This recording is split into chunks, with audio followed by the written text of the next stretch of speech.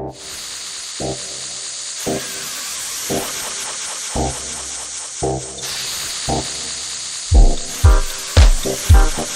live from Los Angeles, California. It's the Dr. Greenthumb Show.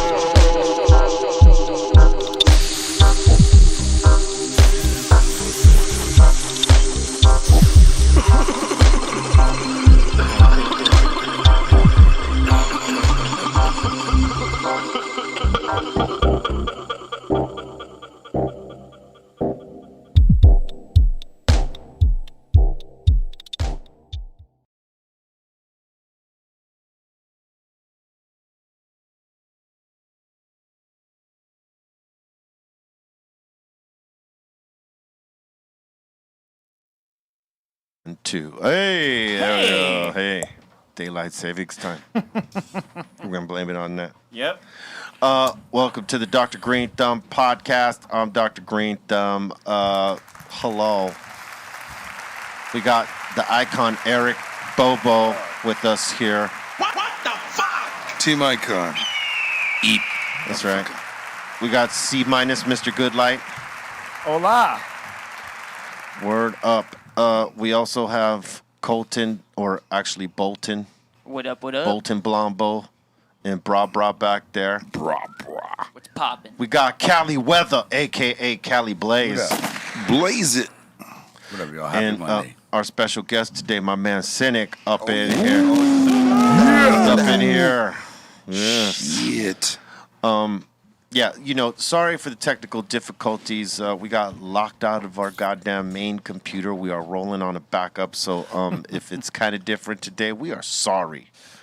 But we're not sorry because we're here. Fuck it. It happens, right? And there's a blazing ass studio session with DJ Muggs and Aleman right downstairs in this here studio. So some legendary shit is happening. In case you don't know who Aleman is, you better go research. He's a bad motherfucker is what he is. Did a track with him with Burner, with our good friend Burner. You know what I'm saying? And also with Lupillo. So, Lupillo Rivera. So, go check out my man. He can fucking rap his ass off. He writes some good songs. They're fucking cooking one up in the stew right now. Right, his out. I was dropping my bars. That was big. That you were. You fast with the pen, brother. I try. You know what I'm saying?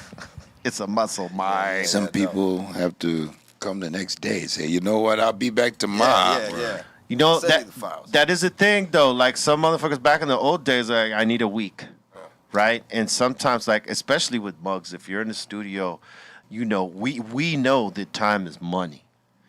You ain't gonna be wasting no motherfucking money. Hey, write something. Yep. And like if you don't write something, that's a waste. You just wasted all that fucking day and money and time and all that shit to have to go buy more time to rock the verse when you're ready. You know what I'm saying? So I learned a long time ago, like just be ready all the time in the studio. Like, don't be in it's because it's all psychological, right? If you go in an open mind space, ready to be creative, as opposed to, man, fuck, I don't want to be there. I'd rather do this shit somewhere else. When you're in that mindset, you're going to have to do it somewhere else because what you do that day ain't going to be it. Right. You're going to know it. They're going to know it. That feeling ain't going to be there, right?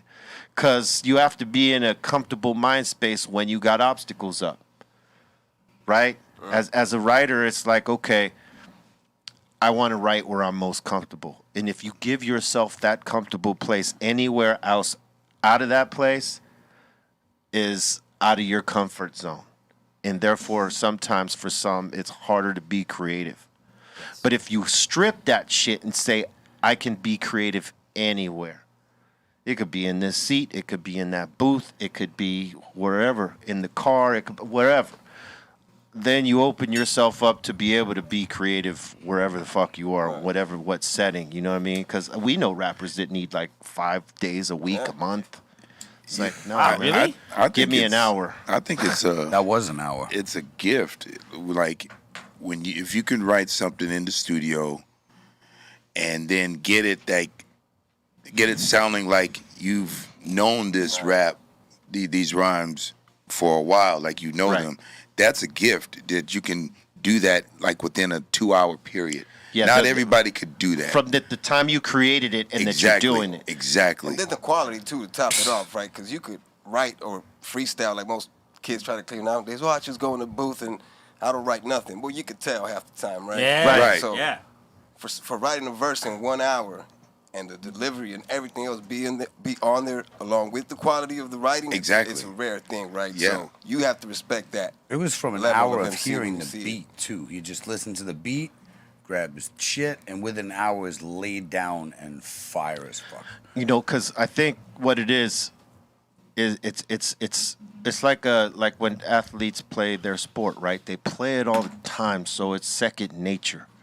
And when they train, you know, all out of season, it's just they're playing more games and like fine tuning the fucking game, you know. And I think writing songs is the same way, whether it be in the studio, out of the studio, anywhere you're doing it, you're working that muscle and you're working your creative muscle, right? And I think the more you do that, it becomes second nature, so you don't get stifled anywhere.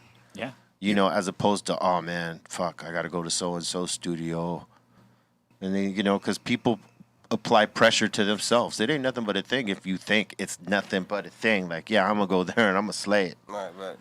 If you go in with that mentality, you've already opened up and unlocked it for yourself. If you go in like, fuck, man, you end up being the weak link. Comes across, too, It comes right? across, yeah. I think so. I feel that. Like, you know, what you say to yourself is what you manifest. Absolutely. So, like, if you have a shitty attitude going in, the product coming out is not going to be, you know, what That shit. That shit is going to be shitty, but not that shit. But would you prefer though? Would you prefer to like live with the track at least a day to be able to write and then go and spit, or just do it on the fly and be like that, or it doesn't matter?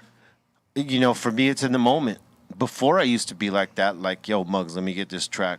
I'm going to take it to the hills and I'm going to fuck right in the hills. I gave myself a comfort zone, and the most the place that I was most creative, it was when we were writing the fourth or fifth album. I'd go into the hills and just look at the city, listen to the beats, boom, get a song here.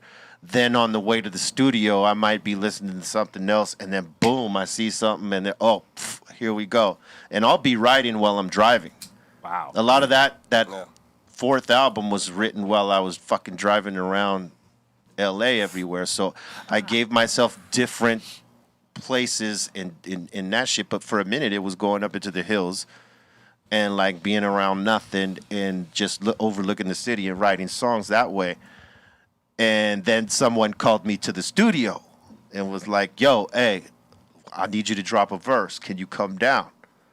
And then I was like, fuck, it would be easier if I was by myself in the hills and shit. Right. But realistically, as a motherfucker who's a competitor, like, I ain't trying to be the weak motherfucker. So I'm going to pull it out my ass if I got to, you know, cut through, you know what I'm saying? And it's just about telling yourself that you can and challenging yourself to actually fucking do it. It's a vibe too, right? Because sometimes taking a track home, like you asked, right? Living with it, there's ideas that come at the moment when you first hear something, right? So Right. you have to capitalize on that Yep. moment. Yep. Trying to go back, like you said, to your comfort zone, or for whatever reason, you just want to live with the track because you might be thinking to yourself, well, I want to kill this better, so I need time with it. You know what I mean? Yeah. That might fuck it up. Yeah. Because when you go back a couple hours later, that may not whole be the shit's same. gone, Yeah. right? Vibe gone, yeah. Yeah, so you definitely just got to seize it. You know what I mean? Sometimes you Right. just go into it. If you really feel like you're not getting the best of you, then yeah, maybe you might need to step back, right? Yeah. But I right, agree. I definitely think you should just attack it at the moment. You know what I mean? Yeah, If be in that's the what it moment. Feels that boom, go. Yeah, You know because I mean? what you create right there might be that shit. You know, if you overstudy it, you might fuck it up. Right, absolutely. And I'll tell you, the motherfucker that I've been in a couple sessions with that was faster than me, fast as fuck, is Corrupt. Like, Oh, yeah. Corrupt, boy, he could whip a verse up fast, like bang. Super fast. Yeah, I remember being in the studio with him, and I know I'm fast. So I was like, checking to see where the fuck he was. He was already getting ready to rock his verse. I'm like, oh, hell no. And that's just, a talent he has. The ideas come, they roll faster for him. Those motherfuckers are rappers, right? There's some of us that write songs and rap, and some of us that just rap. He writes songs and raps, but he does it, efficiently and fast. It's crazy. Like his ideas just flow like that. Let it out. There's some MCs that'll just, they'll give you like 2 weeks, 3 weeks. Damn. You send them the track, and then they'll come back like 2-3 weeks later. Oh man. Yeah. When do you think that changed as far as like that, right? Because there's a school, right, that divides those two generations. That, Gold school is us. Right. And a lot of artists, maybe from that time, they like to take their time with music, right? I think after maybe like the G Unit shit, the mixtape shit, right? Everything went faster, Yeah, right? be quicker with it. You know what it is I think that motherfuckers from our time in the gold school, were perfectionists, right? They wanted to make sure that the bars were absolutely cutting. And these days, based off the mumble rap, motherfuckers can basically spit out anything and get it out relatively quickly. And if it's catchy, it goes. And if it's not catchy, it's trash. And sometimes if it's catchy, sometimes it's trash too. But like it's more acceptable because of the mumble shit. And, there's still motherfuckers with bars out there. Don't get me wrong. There's a lot of bars out there. But what is pumped on the radio and marketed and sold and promoted to people is, a lot of the bullshit. So,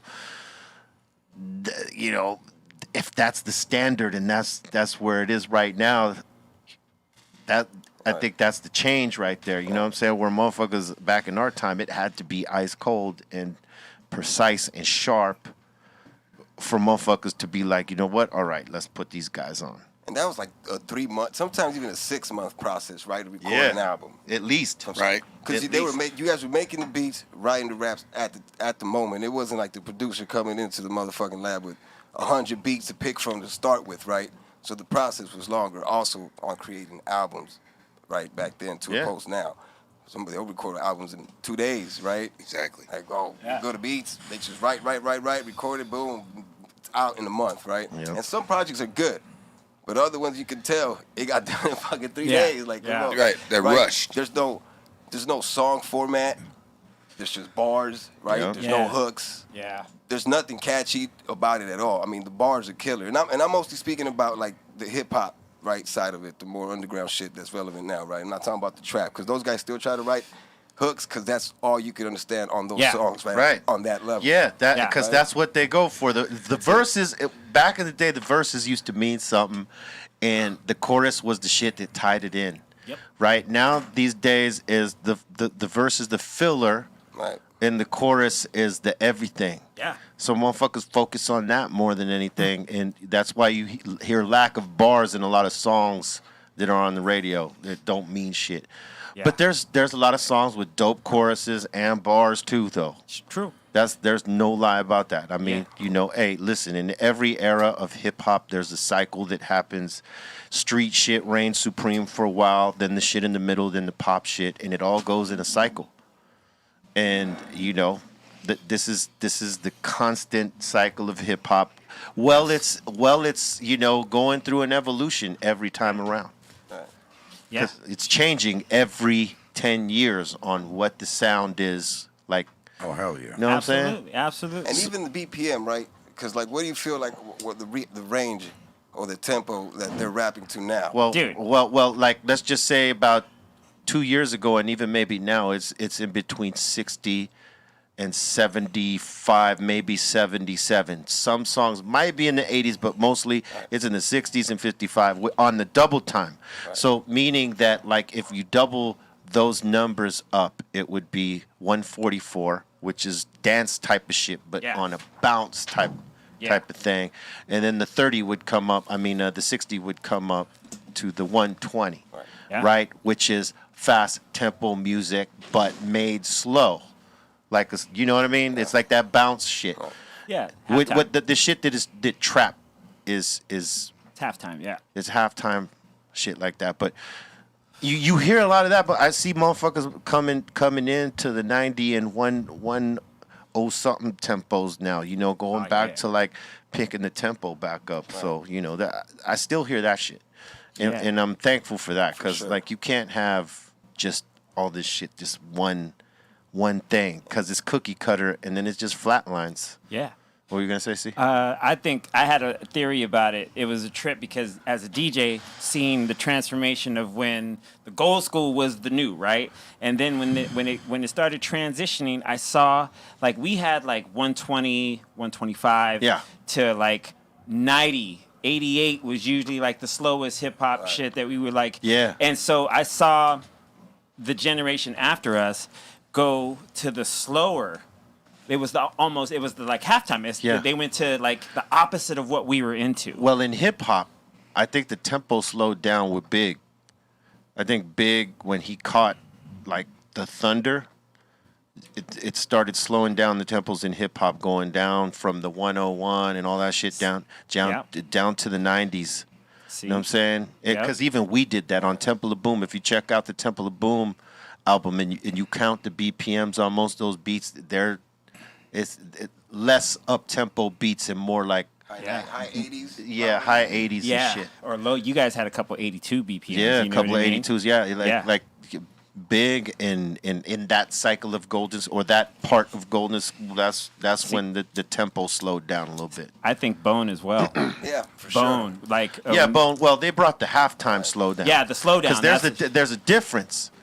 Right? There's a difference between 70 real time and 70 halftime. I mean, 70 double time. Yeah. Double like time. where it's like they got more of a, and 140 halftime. Yeah, for sure. You know what I'm saying? Yeah. There's a difference in when you would have to play it for these folks to like understand it, and some understand it. Yeah. I have no idea what the fuck. Yeah, we're talking like super like music. It's the way the drums programmed in the tempo of the songs. The tempo of the song. Like that's what we were discussing. Oh, I understand what you're discussing and have no idea what the fuck your numbers related to. Put it this way. Put it this way.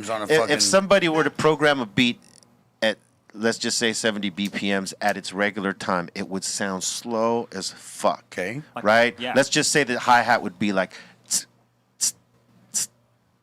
Okay. like that. Like, right?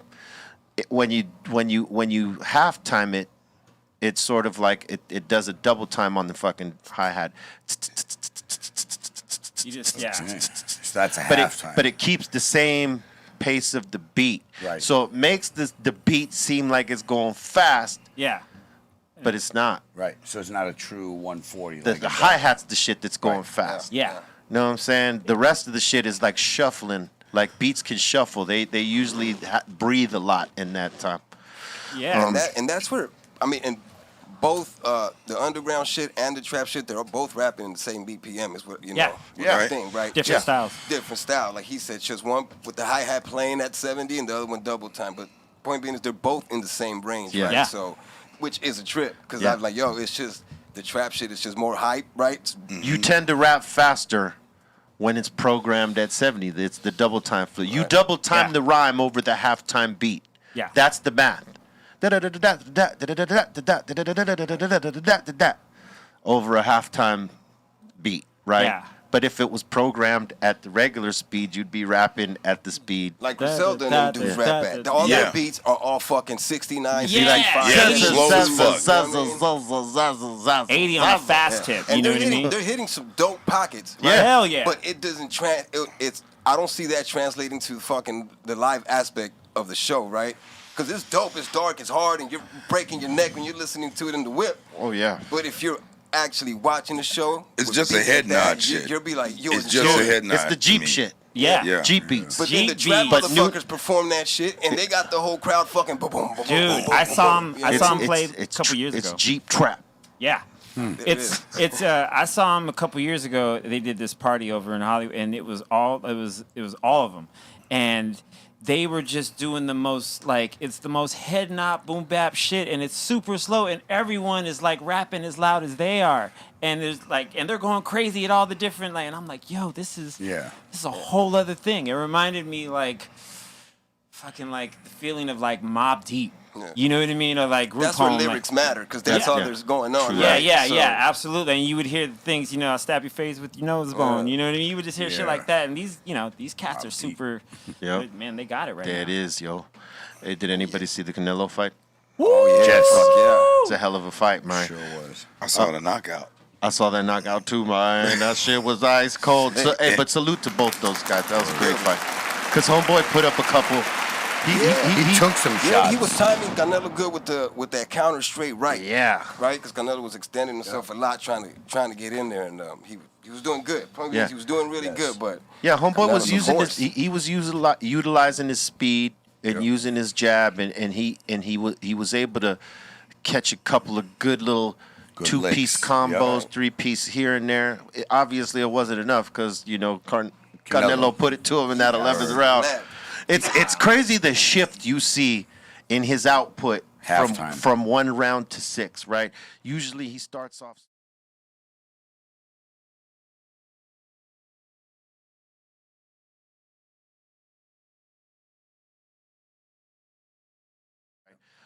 But it seemed like he was like early on this one. Like he was like, I'm gonna put it to this motherfucker early, and then I'm gonna shift in the 6th round. Let him wear himself out. Like he did it. Hey man, I gotta tell you, that shit was ice cold. yeah. Hell You yeah. know, it just Precision. what a tank on Canelo too, right? The endurance Hell for yeah. moving up in weight, getting Absolutely. bigger, putting Hey, on muscle mass, man. and still Great fight. And he's the first. He's the first super middleweight undisputed champion. no. He's the 6th boxer to do that. But in super middleweight, In though. super middleweight, he might be the first. That's but, what it is. Yeah. But Yeah. in boxing of all time, there's only 6 of those guys. He's got 4 belts now? He's got a shitload them. of belts. All He's of got them in every that belt weight you could. division. He's He's got got to it. think Dude. every belt you could think of. he's the man. best pound for pound right now.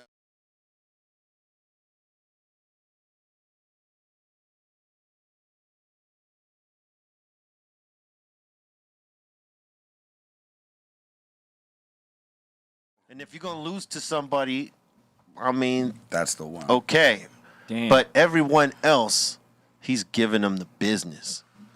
I mean, you know, yeah, there was Triple G. You know, people that was a controversial yeah, fight. those were close, man. I gotta those were say, close, but- I'm kind of, yeah. I think Triple G should have got one of those for sure, in my opinion. I You know think what there'll be another fight between them. I mean, their fights were just so good. They gave it Yeah. to each other, man. I think Canelo would eat him up at this point. Though. At I this don't think point, Triple yeah. G got the chance. Yeah. I don't. Canelo, Yeah, he's yeah, on you're fire right now. Canelo, Although, man. you know, it's still Triple G's. You can't take none away He's a from G. him. He's Yeah. fucking champion. The dude, Yeah. you know, annihilated mad people. But just, I think, where both of them are in their career, you got Canelo that's fucking obviously in his prime, right? Oh yeah. And Triple G's a little more Who are they on the talking? late side of things. Who you know are what they I mean? talking So- about right now? From Teofilo or somebody or some? Who was it? No, I don't think so. He's too small for him. Yeah, no, he's too fucking small. Yeah, we can't. That was a good fight. But you know what? The other good fight was that UFC shit. Was the what are you guys doing over here?